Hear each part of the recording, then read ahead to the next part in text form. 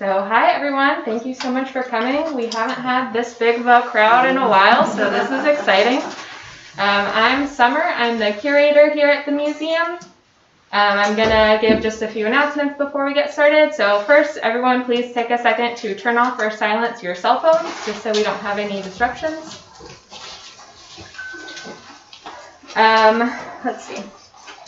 We are still on schedule for the construction of the new permanent exhibits downstairs to begin on March 15th. And then we're hoping to have our grand reopening on May 1st. Our annual fund drive is also coming up in May. So we hope you keep us in mind for donations, and we appreciate your continued support as we navigate COVID. THEA is recruiting volunteers for our annual summer camp. It's scheduled for June and will be for first through sixth graders. So if you're interested in volunteering, contact THEA. Her card is at that front table if you need her information. For upcoming programs, our March 3rd on 3rd on the 19th will be the opening of our new temporary exhibit entitled Glitz, Glamour, and Growth, Swinging into the 1920s. The exhibit was curated by local high school students as part of our annual student exhibit program. We will also be joined by staff members from Norman Studios, a historic film studio in Jacksonville, for a panel discussion about film in Florida during the 20s. So we hope you come support the students. They worked really hard on this exhibit. Our April Brown Bag Lunch will be with Gary Powers, who will talk about his father's involvement in the U-2 spy incident during the Cold War. So that's a little preview of the upcoming programs, but today we have Mary Duffy. Mary Duffy has lived in Fernandina since 1983 and served the Nassau County school system as a teacher, assistant principal, and finally district administrator. She retired in 2013 and is the president of the Amelia Island Sea Turtle Watch. So everyone please welcome Mary Duffy. Thank y'all so much. I really enjoy being here. I like going around in the community. I can't stand this thing. I couldn't talk with a mask on, but it's nice to be here. I love going around in the community and just educating people. We've been here for a while. When I came in 1983, I was fortunate enough to be able to become involved with, or actually help originate this group. We are a community-based volunteer group. We're all volunteers. Nobody has a salary or everything. We do all of our work under a permit from the Florida Fish and Wildlife Conservation Commission, the U.S. Fish and Wildlife Service, and the Department of Environmental Protection. All of those agencies supervise and coordinate all of our efforts in the state of Florida. We originally began in 1985 and we were organized by Greenpeace. Now, I know y'all remember who Greenpeace is. I talk to some of these younger people nowadays, and they go, huh? Hey, I know y'all know what Greenpeace was. Well, back then, they had finished their whaling campaign. They'd finished their Harp Seal campaign. You know, you all probably remember those. And they were just sort of looking for a cause. And at that time, it was the Florida Department of Natural Resources. It's now FWC, but at that time it was the Department of Natural Resources. So they asked Greenpeace to go up and down the coast of Florida. They knew what was happening in central Florida along the east coast, around the Melbourne Beach, Jupiter Inlet, that area, because that's where most of the turtles were nesting. But they didn't really know what was happening around the state. They just knew they had a bunch of turtles there, but they wanted to know what was going on in other parts of the state. So they sent Greenpeace out, and they started up in Nassau County and went along down the Atlantic coast and up into the Gulf, and they actually just put a sign up on the kiosk at the rec center that said, "Do you want to learn about sea turtles?" So I went with some friends of mine, and here we are. I'm the last one here doing it, but that's how we began. And we began just as data collectors. We would just that was when you could drive on the beach we'd get in our vehicles and we'd drive down the beach looking for signs of sea turtle activity. We'd all been trained, and so we sort of knew what we were looking for. We thought we knew what we were looking for, and we were able to collect data for them. Now we're up to over 100 volunteers. We go anywhere from 100 to 150 volunteers a season. So, like I said, we're all volunteers, and what do our volunteers do? The regular volunteers commit to 1 day per week from May 1st through August 31st. We're seasonal. It's a seasonal activity. Turtles only nest one time a year, and that's in the summertime. And they agree to walk on a section of beach. I have the beach divided out into sections, approximately a mile increment. So they start on one end and walk to the end of their section and then back again. And they report signs of activity, but they do this at civil twilight. Civil twilight is about 20 minutes before sunrise. So lots of people say, oh yeah, I'd love to volunteer with your group. Can I go out about 10 o'clock after my morning coffee? Well, no, sorry. Support us from afar. We're glad to have your support and follow us on our social media and stuff, but you got to be out there at the crack of dawn, really before the crack of dawn. And so what our volunteers are looking for is turtle tracks. This is what we started back in 1985 looking for on the beach.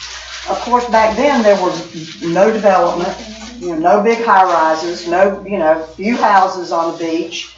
And so it was no people, so it was easy to spot and see these tracks. These are turtle tracks.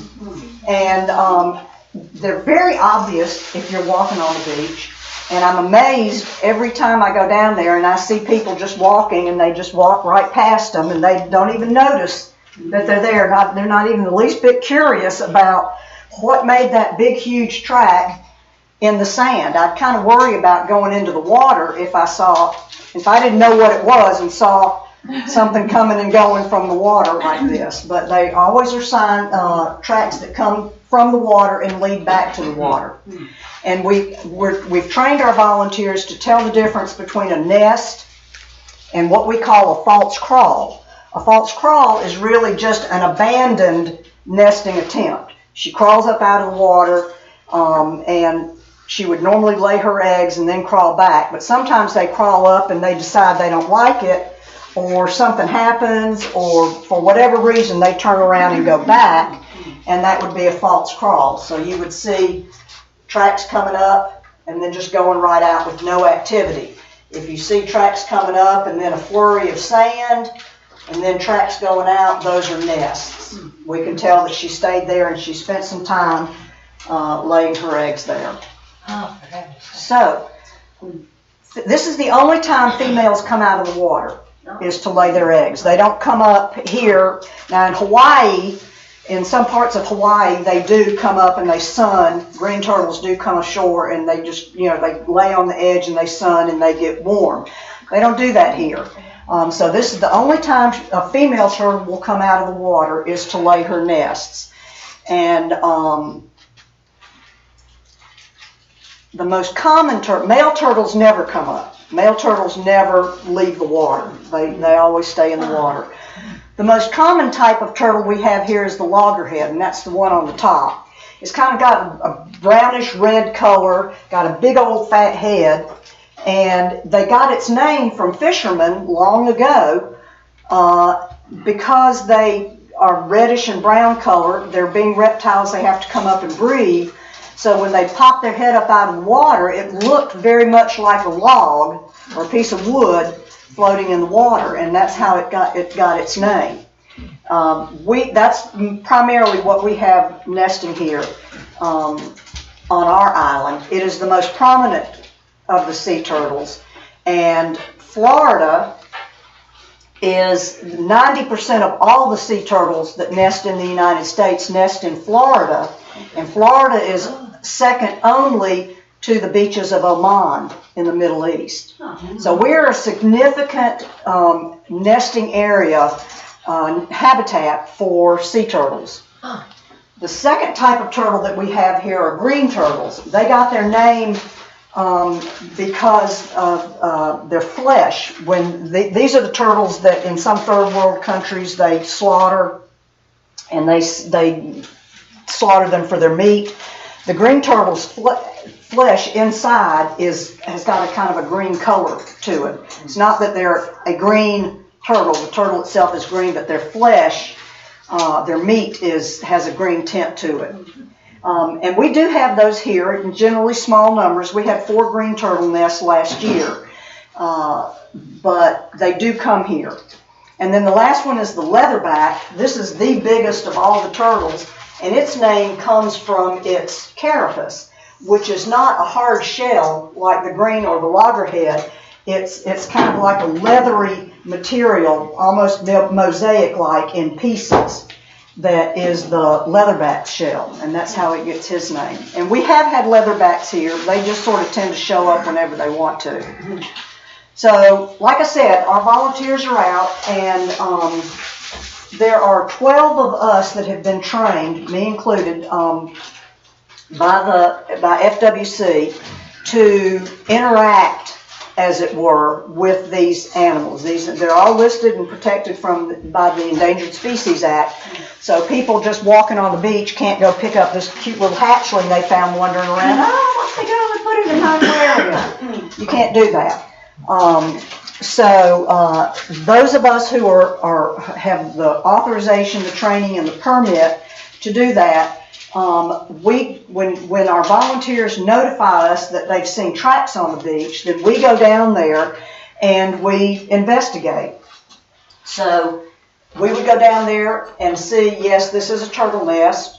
Okay, well, I'm going to tell you what we'll do with it in a minute. This is a turtle nest. This is the gal right here. She sort of, she came up out of the water. She crawled through a nest that we already marked because they don't have good eyesight and it's dark. Okay, so she just crawled right on through that nest and went on and laid a nest of her own. So this is what a loggerhead nest site looks like. Like I said, you'll see the tracks coming up. There'll be 2 tracks, one coming in and one going out. And then if she took the time to lay her eggs, which could be about 2 hours, she'll mess up the area, throw a bunch of sand around, and she'll go through her behaviors in laying her nest. I'll tell you about those in just a minute. The loggerhead tracks are very easy to identify. A loggerhead crawls with an alternating gait. So one flipper goes like this, and she pushes off with that rear flipper. Then another flipper goes like this, and she's pushing off with that other flipper. So she's going down the beach like this with an alternating gait. And because of that alternating gait, the push off from the rear flippers sort of leaves a little swirl in the sand. And as she pushes off, she's sort of pushing that sand behind her flipper. And it leaves a zigzag-like track. And that's how we can tell it's a loggerhead. And because of that zigzag pattern. And so it makes it easy to identify. Then, when we're going to find the eggs and locate the nest cavity, it helps us to know which direction she was coming in at which time, which is the incoming track and which is the outgoing track. Well, when she came in, as she's crawling, she's pushing off with that rear flipper, she's sort of pushing the sand back. So we can see here that the sand is sort of pushed back that way. And I can tell that's the incoming track. So the other one, of course, has got to be the outgoing track, of course. So anyway, that helps us in determining where the eggs are. Now, like I said, we do have green turtle nests, green turtles. They're a different turtle. They're bigger than loggerheads, and their behaviors are the same as a loggerhead, but the outcome of their behaviors is different than a loggerhead turtle. Green turtles are bigger. Their front flippers are longer, okay? So when they come onto the beach to lay their eggs, they move more sand. They're a bigger turtle, they have a different track, and they move more sand. If you remember from the other pictures, the loggerhead, she came up, she made a little messy area, and then she turned around and left. Well, the green turtles come in and they make a huge pit. And it almost looks like somebody exploded something on the beach because those pits are really, really, really, really deep. And that's what a green turtle nest looks like. Now, their tracks are different, like I said. The loggerhead crawls with what kind of a gait? Alternating gait. And a green turtle, there's going to be a test afterwards, so y'all start to pay attention. The green turtle goes with a simultaneous gait. So her front flippers are longer. She doesn't really push off a lot from her rear flippers like the loggerhead does. She does this and just sort of drags herself forward. So both front flippers are going at the same time, and they're much longer than the rear flippers, so when you look at her tracks, you don't really see the rear flipper mark. But because they have a simultaneous gait, their front flippers are symmetrical. They go straight across. There's not going to be that alternating thing. So if I take a read on the beach and I can draw from one flipper to the next flipper and straight across, then I can tell that that was a green turtle. And they also have a longer cloaca. It's not really a tail. It's what she uses to drop her eggs into the cavity. But when she is crawling, that cloaca sort of drags down the middle, and as she stops, then it sort of points back in the sand, so you tend to get a dragon point, dragon point, dragon point, dragon point, dragon point, all the way down the center of the track. And so that's our green turtle. Very distinct characteristics. Now, we have had leatherbacks here. We don't have a lot of them, but we do have them.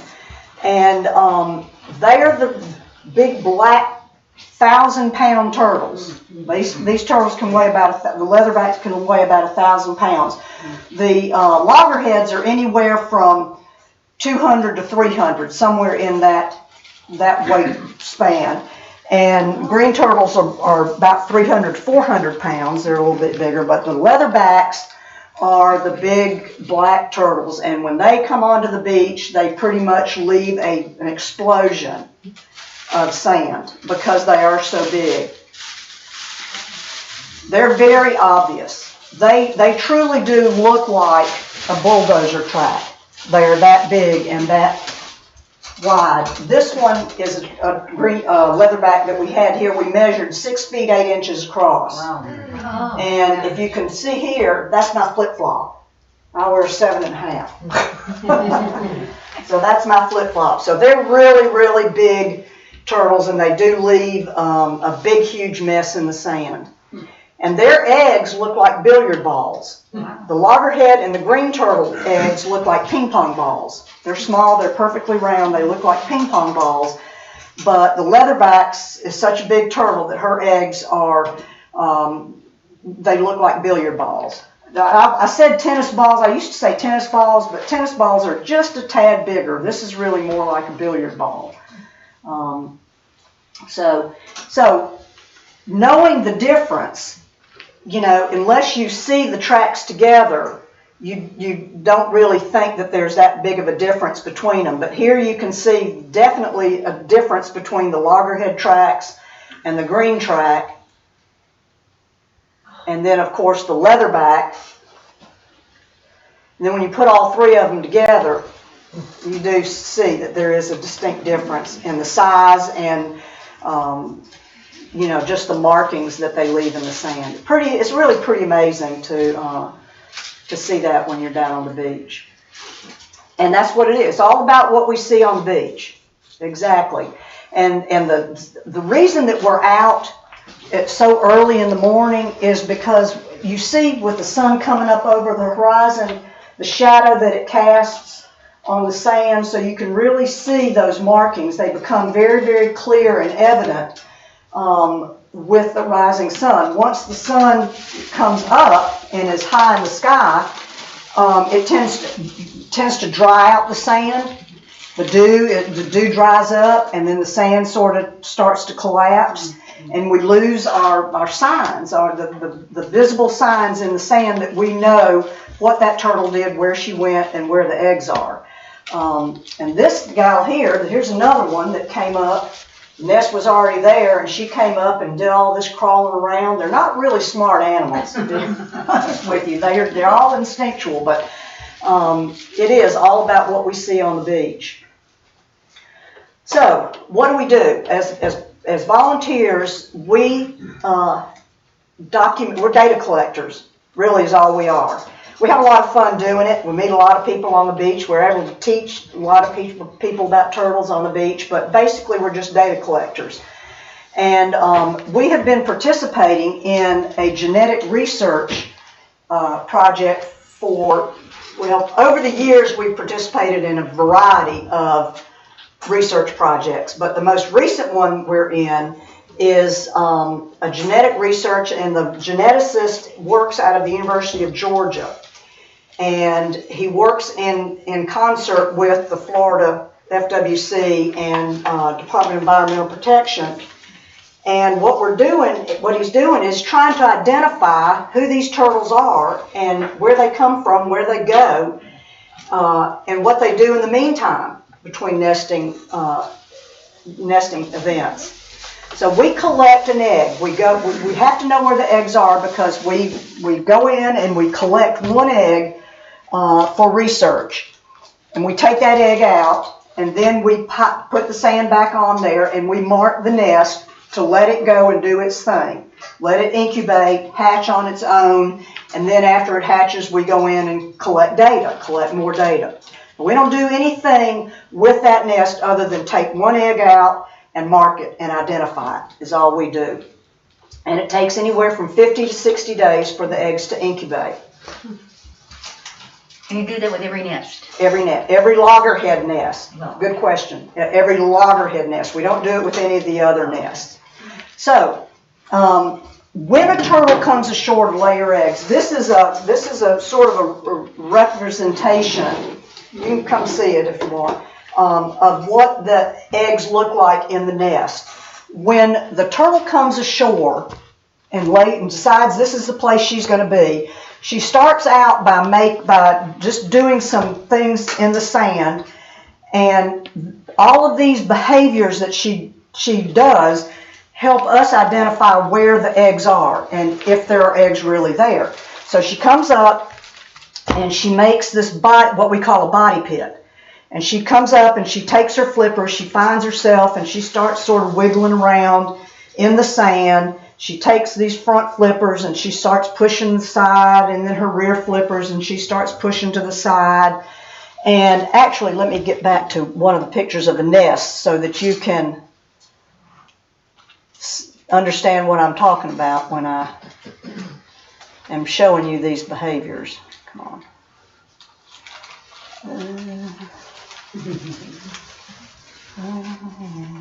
Page up, page down. It's much harder to find these with a green turtle and a leatherback. I want to go to the loggerhead.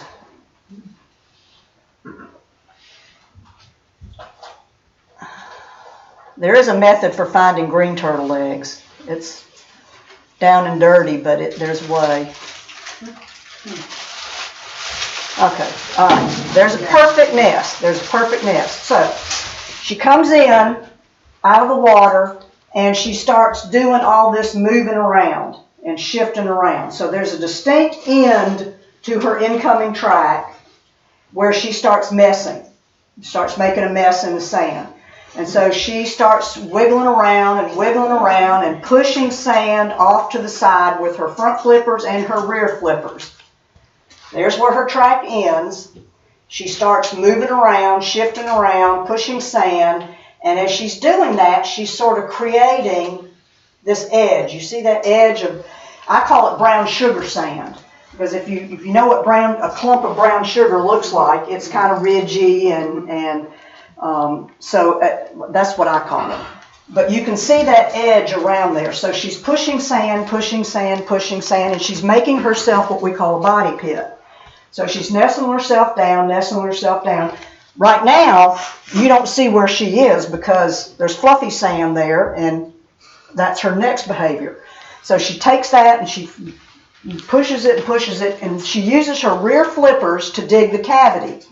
So her rear flippers are back here, she's doing this, and she's throwing it out, doing this, and throwing it out, doing this whole number until she digs a cavity about a foot deep. So the cavity itself is about a foot, and it's widened out. She carves it out with her flippers. She does all of that with her rear flippers, carving it and digging deep and throwing sand and digging and everything.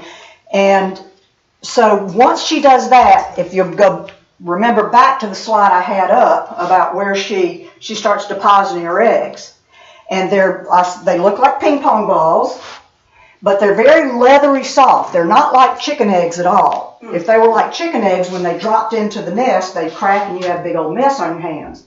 But they don't. They're leathery soft, and so they dent as she drops them in. Now this, we tried to dent them in, but we couldn't really do it here, but with ping pong balls, because they don't dent. But they do. And in those indentations, as the eggs collect, there are little pockets of air that are formed. And that air is what those little pockets of air that are inside that cavity are what allow the eggs to breathe, as it were, and to have all the necessary oxygen for them to grow and just what they need. It's just the right amount of air that they need in there to develop. So right now, as she's laying her eggs, this is all you're seeing on there, is that brown sugar sand pushed to the side for a body pit. She's not going to do that unless she intends to lay eggs. Now, let me say this, that at that point, something could happen. Somebody could come up to them and start taking their picture, flashing the flash in her eyes, or taking the flashlight and shining it in there. Look, it's a turtle. And at that point, she could abandon it. She could abandon the nest and leave, and then we have an abandoned nesting attempt. But if that were the case, we wouldn't have all this fluffy sand inside there. We'd have just the body pit and an exiting tract. So she's done something else in there to make this mess.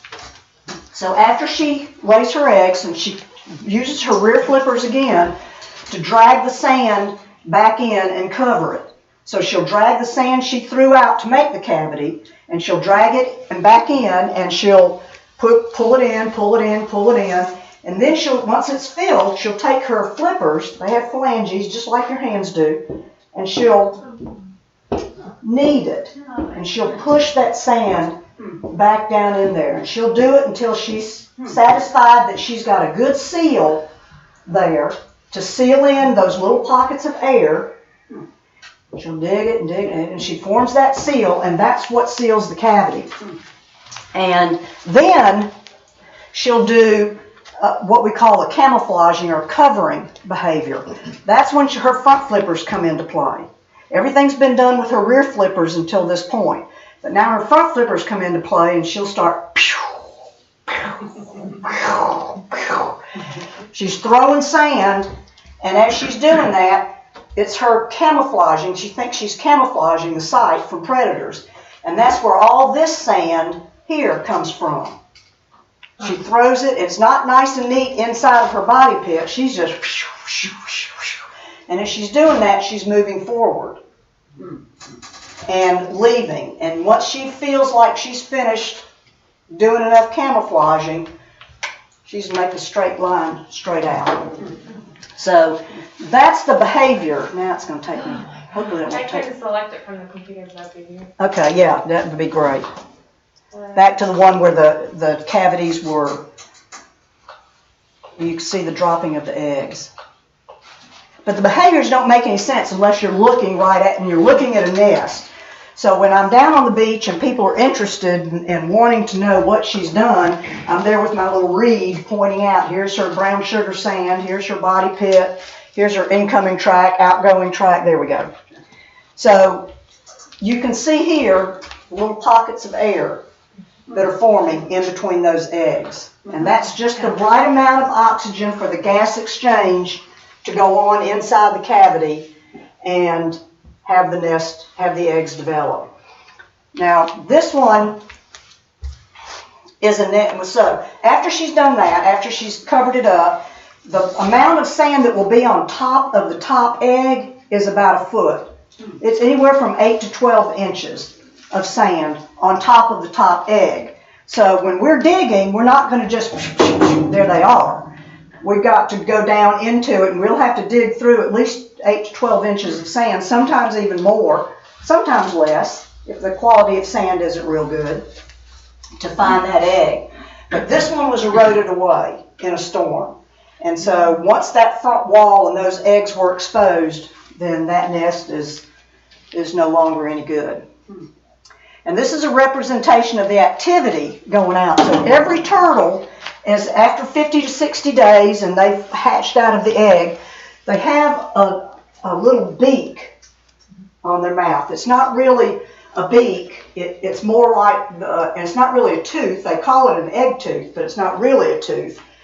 And it's kind of like a little beak, like a bird's beak, of the top of their mouth. And they hit and hit and hit and hit and hit at that egg until they crack it open with that tooth.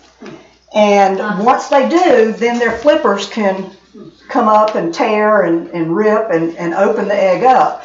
An egg that is broken open is called a pipped egg. And that's important for our data at the end of all of this process. So she breaks that open, or it breaks that open, and every turtle in there has a job to do in that nest cavity, those brothers and sisters. They each have a job to do. The guys on the top, their job is to, once they've broken out of the egg, remember there's a foot of sand on top of that egg. So their job is to start to scratch and scratch and scratch. And the guys on the side, their job is to widen it, because now they're not a ping pong ball anymore. Now they've come out and they're a turtle now, so they're bigger. So they need more room. And the guys on the bottom, their job is to take all of that sand that's coming from the ceiling, all of that sand that's coming from the sides, and all that empty eggshell, and stomp on it. And they're stomping on it, and they're making a natural ladder for all of them out of the sand. It's the only time they're going to work together as a group. Because then once they're up and they're out of that nest and on the way to the water, they're on their own. They don't care who's next to them. You know, they're on their own. So this is the only time in their life that they will work together as a group to come out. And it takes them anywhere from maybe about 3 days for them to come out of the egg and up out of the sand. So they don't just do it one night. They wake up, oh, I'm out, there they go. No, they're down there a couple of days. Sometimes we can see signs of activity, and we'll know that it's about time for them to come up. But they almost always happen at night. So observing an emergence is almost, I mean, you have to be in the right spot at the right time. It's very haphazard. You can't plan on it happening. So sometimes observers are lucky enough to witness an emergence like your grandson did. And when they emerge, hopefully all the hatchlings will crawl out to the water. And there'll be about 100 of them, 80 to 100 of them. There's anywhere from 80 to 120 eggs in a nest. And, you know, if they're left alone and undisturbed, then they'll develop and they'll hatch and they'll go to the water. But since almost all emergences happen at night, on an island that is developed as Amelia is now, remember I said back then in the mid-'80s, there were no houses, there were no condos. It was very dark on the beach. But artificial beachfront lighting is a big issue on Amelia Island. It is a big issue. It's a big issue across Florida, not just here, but it's everywhere in Florida. And hatchlings instinctively crawl to the brightest light source, which would be the moonlight and the starlight shining on the water. But with artificial beachfront lighting, those animals, those hatchlings are drawn to the light, and that leads them under boardwalks, into vegetation, and even out into the roadways, where they are crushed, they become dehydrated, they're taken by predators. What happens if they come out and it's no moonlight? Well, believe it or not, they can spot the breaks in the water, the white of the breakers in the water. They can find their way. Even on a no moon night, they're able to find their way. But if they're in an area where they're competing, where the horizon, natural horizon, is competing with a condominium or a back porch or windows from a hotel, then that's where they're going to end up. I think we had 8 nests last year that disoriented on the island. Most of them are in the city. Some of them are in the county. But it is a problem for us. It is a big issue. So we do everything we can to get the word out to people to turn their porch lights off, pull their shutters, things like that, to keep the area, keep the landward area darkened. And so it's a constant battle for us. We had a lot of vacationers down here. They don't know the first thing about turtles, and they, leave their porch lights on, and it's a mess. But anyway, 3 days after that nest emerges, we go back into documentation, data collecting mode, and we pull the contents of the nest out, and we're collecting data now on what's in there. We took our 1 egg, and so now we're looking at what's left inside the nest cavity. We take everything out and we separate it out. What we find in a nest is sometimes unhatched eggs. Some eggs just don't get fertilized. Sometimes we'll find empty eggshells. Hopefully, we find a lot of empty eggshells that have been broken open and turtles are gone. Sometimes we find dead turtles down in there that didn't make it out. They weren't strong enough. They were trampled on and got stuck underneath sand and shell. And sometimes we find live turtles, find live hatchlings down in there. But we separate all that out, and as data collectors, we count everything. Sometimes we find anomalies in there. Sometimes we find unhatched eggs, which is nothing but yolk and goo and in the middle. And it's very soft and spongy, and it just wasn't a fertilized egg. Sometimes we'll find an egg that I can roll it around in my hands, and I can feel that there's a turtle in there. And so sometimes they just stop development. Whatever the reason is, they just stop developing in the egg, and they die in the egg. And sometimes we'll find what we call leucistic turtles. These are turtles that have no pigment. And so they appear to be white. They don't have the dark pigment that gives them their color. And they appear to be white. And sometimes we'll find, like this was twins. This was 2 turtles. The bottom picture is 2 turtles that share the same egg sac. The bubble in the middle is their egg sac. When they're in the egg, they're wrapped around. It's almost like the umbilical cord of a baby. That's where all the nutrition is. That's where all their food is right now, is in this egg sac right here. And they absorb all that nutrition as they're developing and getting stronger. By the time they come out of the egg, that egg sac will be consumed. And you won't see anything. You'll see maybe a little belly button on their belly where that egg sac was. But this, as you can see, has got 2 heads, 2 flippers, front flippers, rear flippers, and they share 1 egg sac. Those were not alive. Let me just say that. They weren't alive. And if we have live hatchlings that were trapped in the nest, we collect them and then release them into the water. Due to COVID-19 last year, we canceled all of our public excavations. I'm hoping that we'll be able to invite the public back to those again this year. We'll sort of have to see how it goes. The problem last year is when we advertise an excavation, we can get 150 people there. And that's just, we can't have that anymore. So, at least right now. But so in 2021, we may be able to advertise our excavations. But people who like to be on the beach, we drew a crowd. Even though we didn't advertise anything, there's always people on the beach, and we always managed to get some type of a crowd that, we tell them stay away, keep distant. But there were opportunities for people to observe us doing that this past season. And the rescued hatchlings, of course, are released into the water at that time.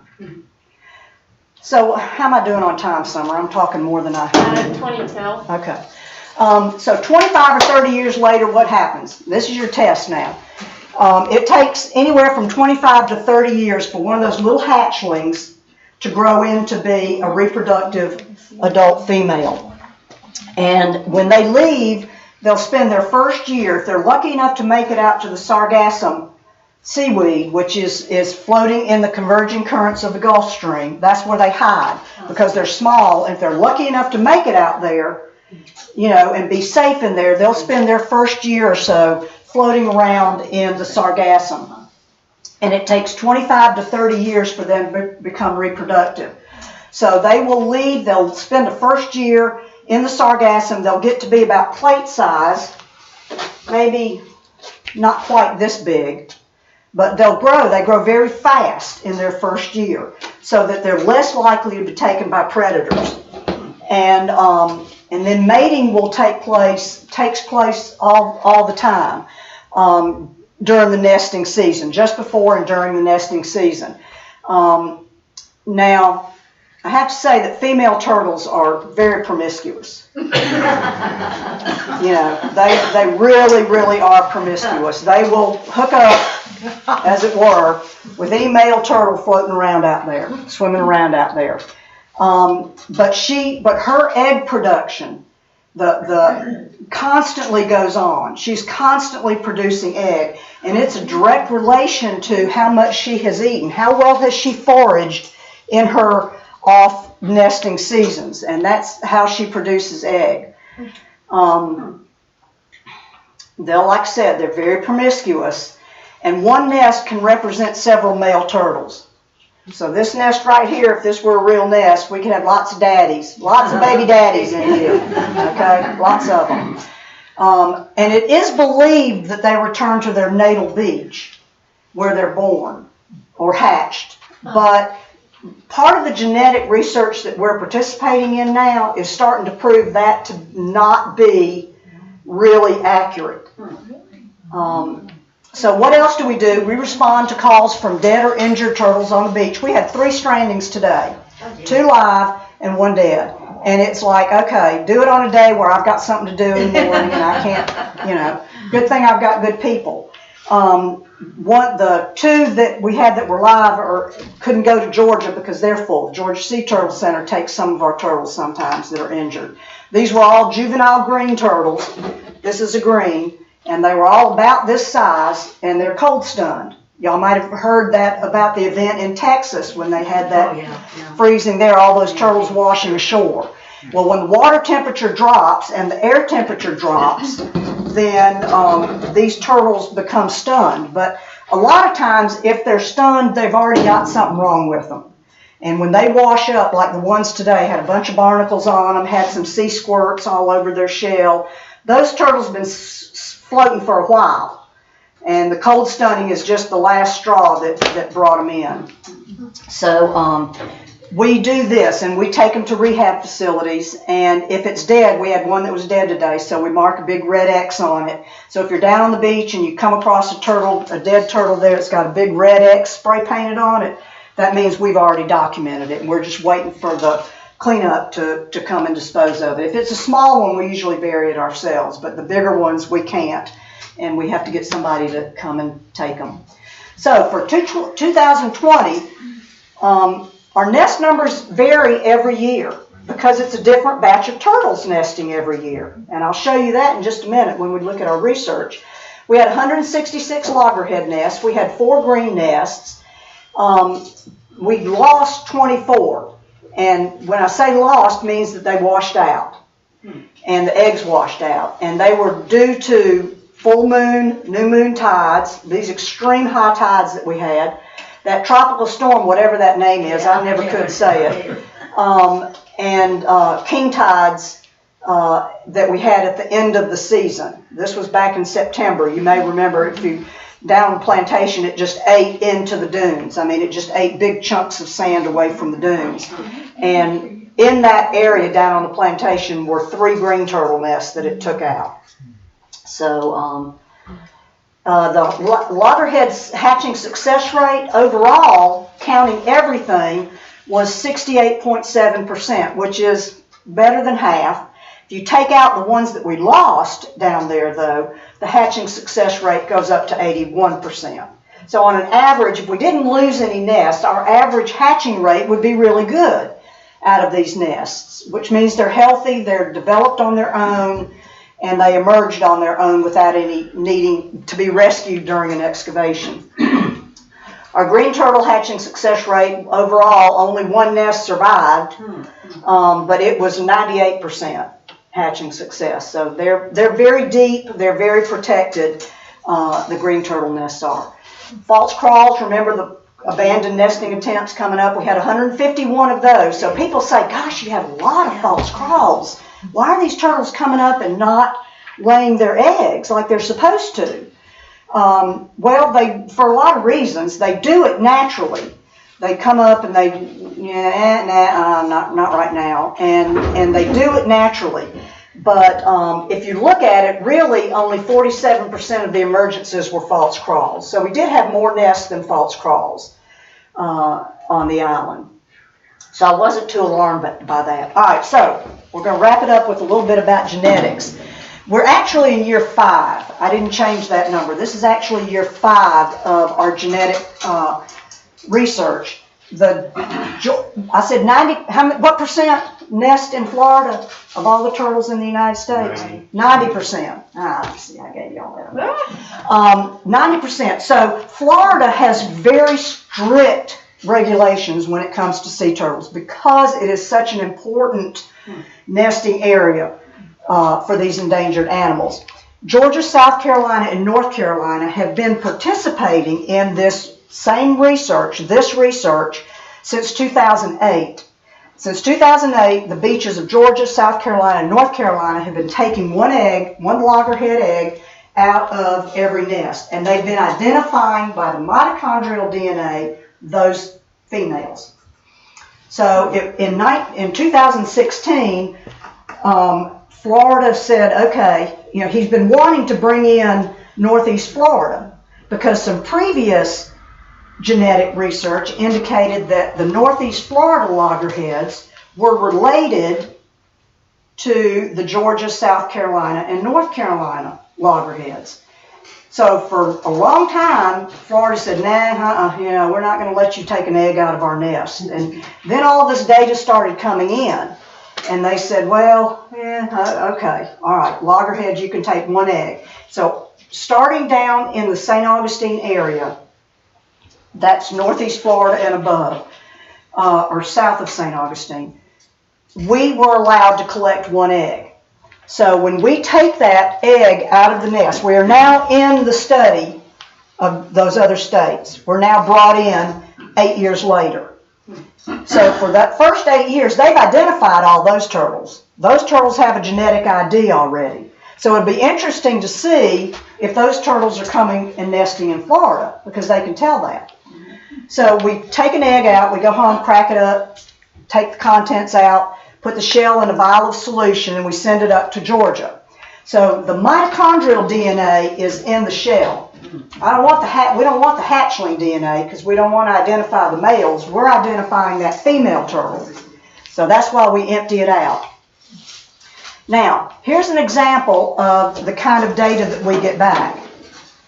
So these little green dots represent 1 turtle.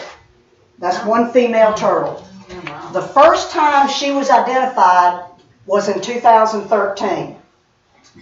Okay, she was identified at Blackbeard Island, Cumberland Island, and Cumberland Island during those periods. One was May 31st, the other one was June 15th, and the other one was June 28th. So we're looking at anywhere from 12 to 16 days in between their nesting events. So we know that she nested, during 2013, she nested 3 times in Georgia. But remember, we didn't join until 2016. So it's entirely possible that some of that nest, some of her other nests, because they can nest up to 5 or 6 times a season. Okay, so she's probably laid more than just those 3 times. In 2013, I'm betting it was down here in Fernandina, because if you look, 16 is when we joined. Look at where she is. Amelia Island, Amelia Island, Amelia Island. June 10th, June 21st, possible missed nest, and I'll explain why that in a minute. July 15th, July 26th. So she came back in 16 and possibly nested 5 times, but they were all on Amelia Island. So why would we have this missed area? Because Fort Clinch doesn't participate. That's why. So if it were anywhere on the island other than Fort Clinch, we got it and we identified it, because Talbot is doing it on the south end. So the only section of beach on Amelia Island that's not covered by this is the Fort Clinch area. So she appeared in 13, 16, and then here again back in 19, here she came again. May 19th and June 3rd. So she nested every 3 years.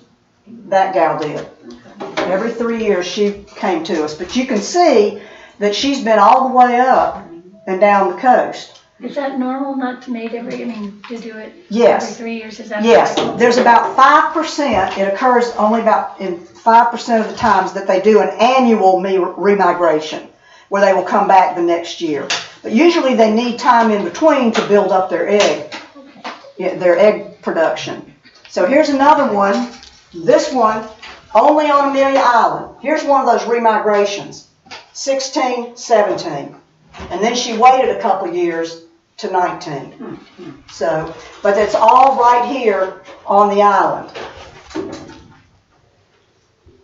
And here's another one. Now this gal sort of went all over the place. First time they saw her was in 17. She was on Cumberland. Then she went down to Talbot.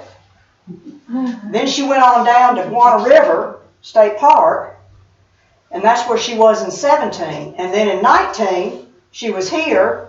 And then she went down to Michler's Landing, down south of Jacksonville near Ponte Vedra. So they, go ahead. So the first time she laid 55 eggs, or in 19, and then the second nest? No, those are just numbers of the, no, these don't tell any of the, this tells you the content of their nest, the total number of eggs that she laid here. But it's 131. And this comes from this right here, the hatchling, comes from the reproduction for our inventory. So this is part of the calculation of our inventory. So out of that nest of 135 that she laid, there were only 55 hatchlings. But she had that many eggs then, Yeah, obviously. she had 130. Yeah, that's how many eggs she laid in that particular nest, which was a bigger one than we normally have. Okay? So she was sort of all over the place. And then here's another one in 16 and 19. 2019 was our biggest year. We had almost 400 nests on this island, which is unheard of.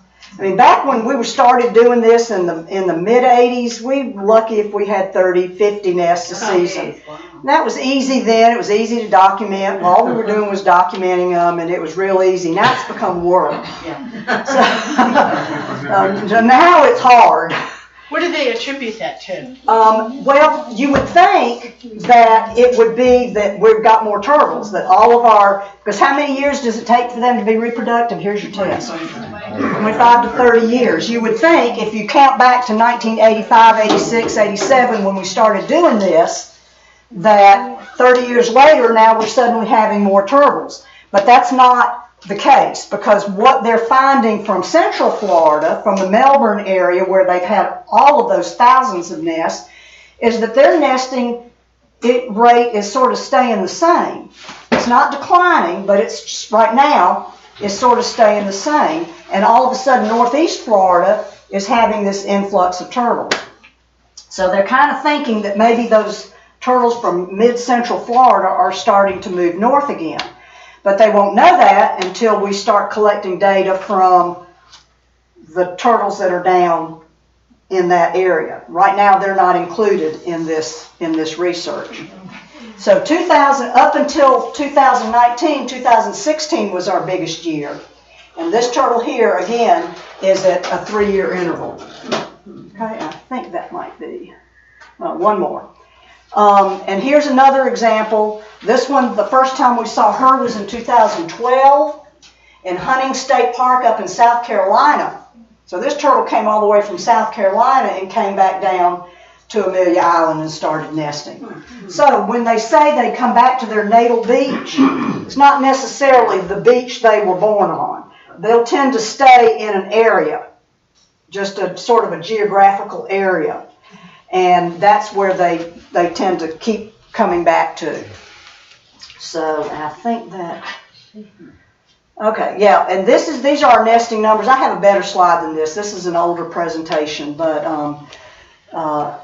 we started out in 2015 with 1986.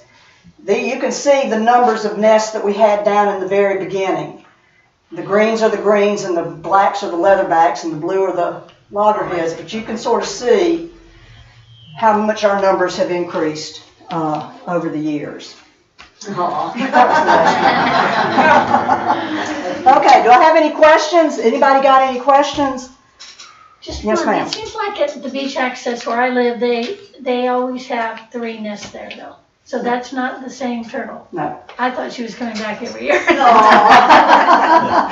Not necessarily. It's not the same turtle. It's probably a different turtle. You have to notice how long. If one comes up one week, the next one the next week, and the next one the next week, it can't be the same turtle because there's at least 2 weeks in between each nesting event. What is the lifespan of a turtle, and how long are they reproductive? Oh, boy, did you ask a good question. If I had a treat, I'd give it to you. Because that's a perfect question. Okay, so all this research, what does it mean? Well, we're able to identify how their nesting intervals, where they're nesting, that type of thing.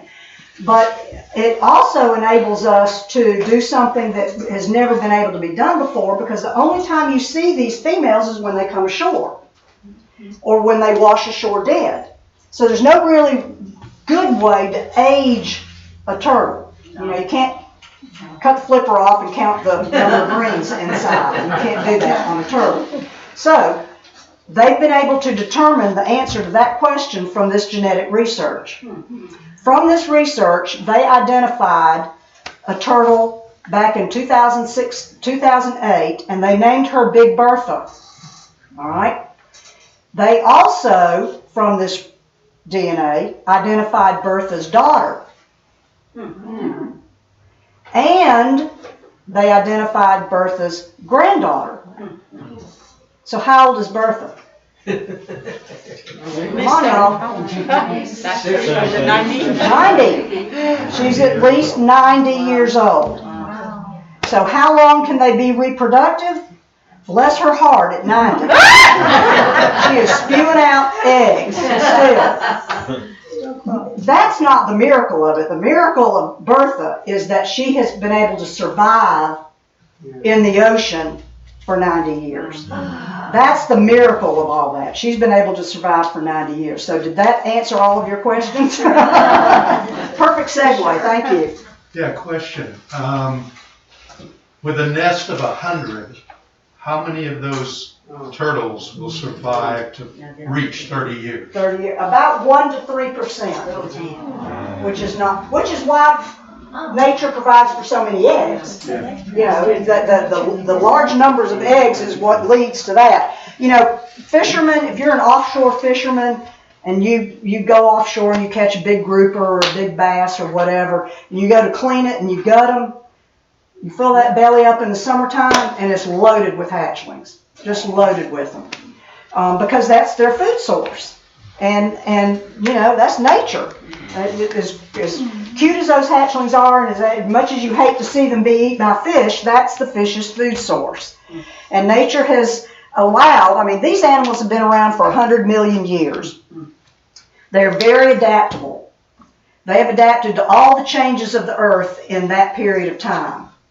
And I wager a bet that they're going to be here long after you and I are gone. What we're doing to the earth is, it's not going to affect those turtles. It's going to affect us more than it is those animals because they are so adaptable. Yes, sir. Is there any tagging program? There are tagging programs. We don't do that here because we just don't have the nesting density that some of the other places have. They do tag on Cumberland. I know that. And the tags they do are the flipper tags, that's kind of like piercing their flipper with a tag on it. We just don't have radio tracking? They do radio tracking as well. Now, there are some times when turtles wash in sick and we take them to rehab, and they get healed. That's a very expensive thing to do. You can't radio tag hatchlings because they're going to end up in a grouper's belly. So you're not going to spend the money to do that. But these injured turtles that they get from rehab, they will put radio transmitters on them, and they can track them. Now, the trackers, they've gotten better over the years. The radio transmitters have gotten better over the years as technology has gotten better. The original ones would wear off in salt water, or they'd clog it up or water would get in them. So they've gotten better over the years. And I think almost a year is about the longest period of time that they've had a turtle transmitting. So yes, they do that. There are lots of research projects out there that are funded by the license plate grant, where they in areas of the beach where they have a lot of turtles, and they're going to see a lot of turtles and be able to get a lot of turtles. So they do it in those areas, but not here. Good question. I may have missed this. So how long did you say the research was going for? How long is it going to go for? Well, we hope for a long time. I mean, it all depends on funding. The funding for that research is 3 years. 3 years. And I know that Florida wants it to continue because we're getting a lot of good information about our turtles from this research. Mm-hmm. So we're in a 3-year cycle. Yes, sir. Yeah, I was wondering when would be about the latest you would expect to see a hatchling come out from Amelia Island? Well, usually we're done.